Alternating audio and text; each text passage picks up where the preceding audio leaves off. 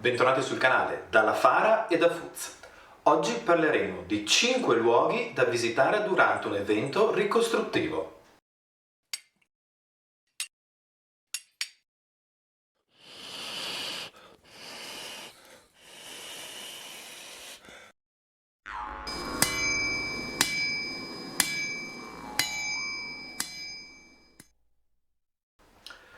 Chi ci conosce anche dagli altri social, oltre che da YouTube, sa che prima del Covid eravamo usi girare diversi villaggi ricostruiti in Europa dove svolgere le nostre didattiche e imparare da altri ricostruttori con più esperienza.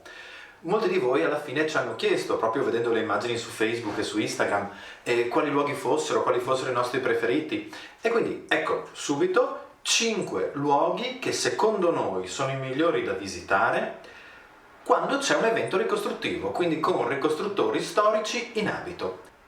Non offendetevi se il vostro luogo del cuore non sarà presente, parliamo solo attraverso l'esperienza degli associati della Fara e tenete anche conto che ci sono siti archeologici meravigliosi su cui però non si svolgono eventi rievocativi e ricostruttivi e soprattutto noi ci focalizziamo solo sull'alto medioevo germanico, quindi tenetene conto.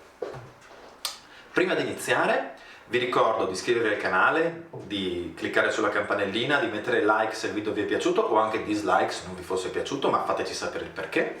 E se volete supportare i nostri progetti, quelli un pochino più impegnativi come le Grubenhaus nel bosco, il piccolo villaggio longobardo, trovate il link in descrizione e anche su leader di YouTube al nostro profilo Patreon. Bene, partiamo. Scusatemi. Falsa partenza, una premessa, l'ordine è strettamente alfabetico per non fare torti a nessuno. Posizione numero 1, l'archeodromo di Poggibonsi in Toscana, provincia di Siena. È l'unico villaggio alto medievale attualmente ricostruito e fruibile in Italia. E qui già mi pare che è vincere facile. A questo possiamo aggiungere che oltre ai gruppi ricostruttivi ospiti, come possiamo essere noi, i Vinileod o il gruppo residente che è Curtis Vinigia, è caratterizzato da una cosa che nessun altro ha. Gli archeologi che hanno scavato nel sito archeologico di Poggibonsi, di Poggio Bonizio, sul colle sopra la città attuale, sono gli stessi che hanno ricostruito il villaggio e che oggi potete vedere in abito storico ad animarlo e a permettervi questa esperienza di didattica immersiva. È un villaggio carolingio, quindi per noi leggermente fuori epoca, e quando ci rechiamo sul luogo dal punto di vista della finzione e dello storytelling siamo una famiglia della Valle Vicina che è caratterizzata nei documenti da essere di legge longobarda anche in epoca carolingia, ma in generale è un sito di grandissimo interesse anche per chi sia focalizzato sul periodo longobardo, perché fino ad ora il villaggio ha ricostruito le strutture carolingie, ma prima delle strutture carolingie sono state individuate anche quelle longobarde nello stesso sito e quindi chissà mai che un domani non si espanda anche cronologicamente. Vi invitiamo a visitarlo, trovate il link al sito web dell'archeodromo in descrizione. Probabilmente avrete familiarità perché il direttore scientifico è quel Marco Valenti, quel professor Valenti di cui vi abbiamo parlato il video scorso parlando del Barbaricum, e sono molto attivi sui social, in particolare su Facebook, quindi se volete dare una scorsa prima di andare a visitare sapete come fare. Posizione numero 2, Kirchheim, bellissimo villaggio bavaro ricostruito in Baviera. È stata una delle prime uscite della Fara nel 2013 e in questo contesto abbiamo conosciuto diversi ricostruttori da cui abbiamo imparato molto, come i Norsfarandi ad esempio, o Lina, che ogni tanto vedete taggata nei nostri post su Instagram e che poi è diventata nostra membra onoraria negli anni. È un luogo a cui teniamo particolarmente, ci ha dato grande esperienza, ma è anche un bellissimo modo per visitare uno scorcio di alto medioevo bavaro prima di entrare nella capitale bavarese odierna di Monaco.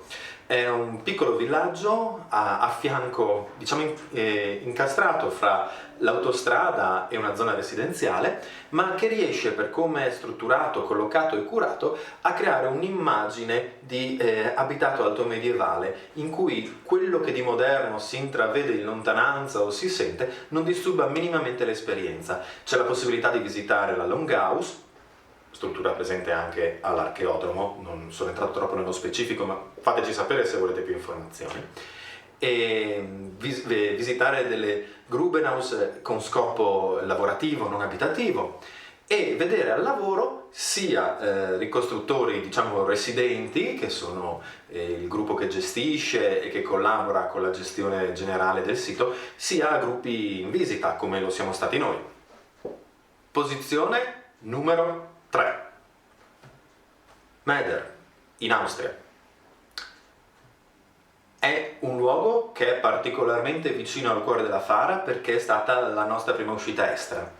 E quando la Fara ha iniziato a ricostruire la cultura materiale longobarda, in Italia i gruppi erano pochi, ce n'erano credo un paio realmente attivi in quel momento lì, oltre a noi, e solo uno più vecchio di noi.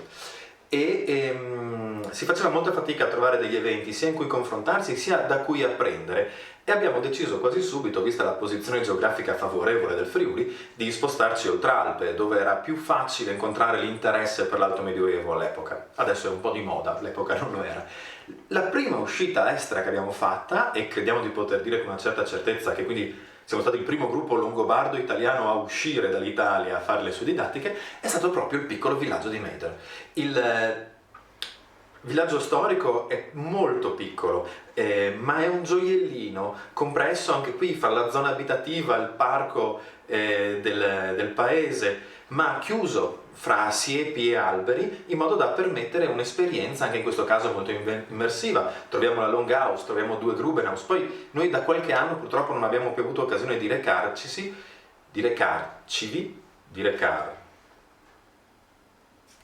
lì, non abbiamo più avuto occasione di andarci, e quindi non sappiamo se altre strutture sono state aggiunte. Abbiamo visto che hanno fatto una bellissima manutenzione del tetto della Longhouse, le strutture che erano da completare alla nostra ultima visita sono state completate.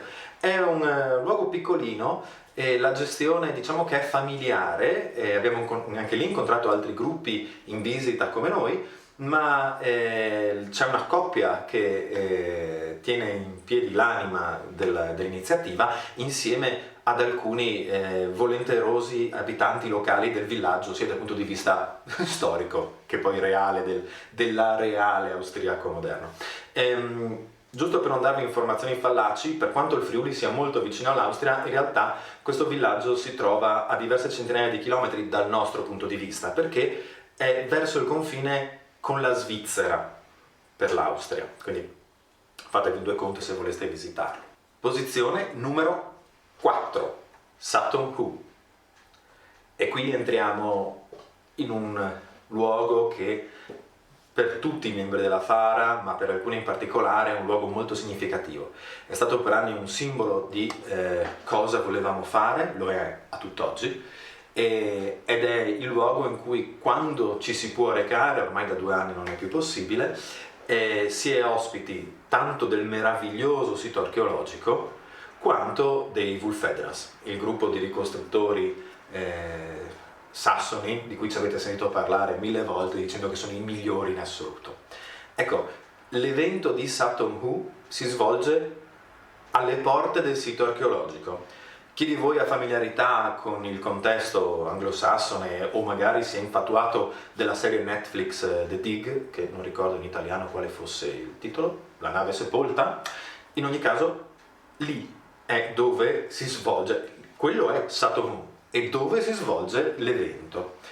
Quindi ha letteralmente 4 passi dai tumuli sotto cui è stato trovato il più importante corredo anglosassone, quello del supposto re Redwald, che a pochi metri dal suo tumulo adesso viene ricostruito magnificamente da Paul Mortimer dei Wulfedras, e insieme a lui gli altri membri riproducono altri elementi della cultura materiale anglosassone o della cultura Wendel, quindi scandinava coeva. un luogo meraviglioso, un'esperienza anche paesaggisticamente molto intensa. Posizione numero 5, Upokra.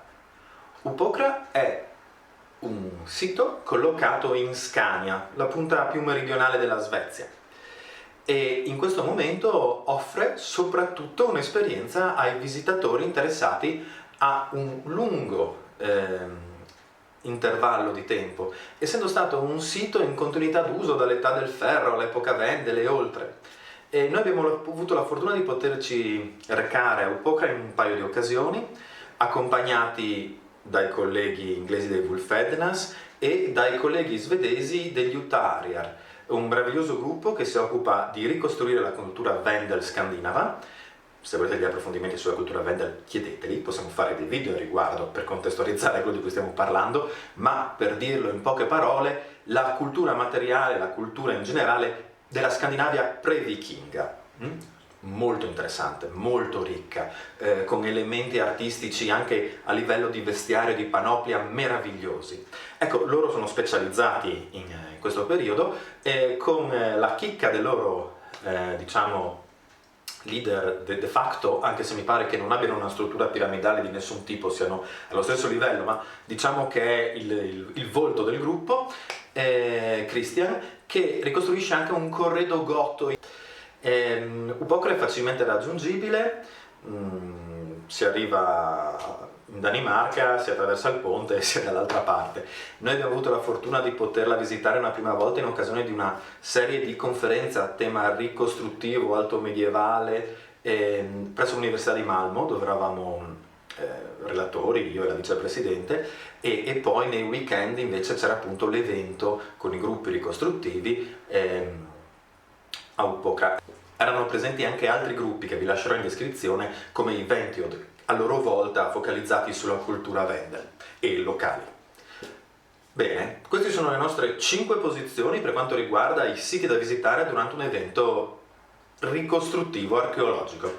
Abbiamo un'ultima menzione speciale ed è Cividale del Friuli, la nostra Cividale. L'ultima edizione di Anno Domini 568, l'evento che la FAR organizza insieme al Museo Archeologico Nazionale di Cividale dentro il museo, risale al 2019, prima del Covid. Abbiamo sempre deciso in questi 2 anni di non rischiare, di non mettere a repentaglio la sicurezza tanto nostra quanto dei nostri ospiti esteri quanto dei visitatori, e quindi non c'è stato Anno Domini negli ultimi 2 anni, non crediamo che ci sarà ancora quest'anno. Però Anno Domini è una grande occasione per visitare Cividale. Cividale è una cittadina bellissima, turisticamente molto fornita, e patrimonio UNESCO insieme agli altri siti dei luoghi di potere in Italia. Però l'opportunità di visitarla quando dentro il museo archeologico, in mezzo ai reperti più belli del museo più importante e più antico per i Longobardi in tutta Italia, potete trovare in abito storico tanto i Longobardi, quanto i Sassoni, quanto i Bavari, quanto gli Alamanni, quanto gli Avari. Direi che è una grande occasione. Quindi seguiteci se volete sapere novità sulle prossime edizioni di Anno Domini. Bene, questo è tutto. Speriamo che il video sia stato informativo. Se volete degli approfondimenti sugli argomenti toccati, sui luoghi toccati, sui gruppi, non tanto, perché i gruppi parlano da soli, ma vi lasciamo i link in descrizione, fatecelo sapere. Mandi!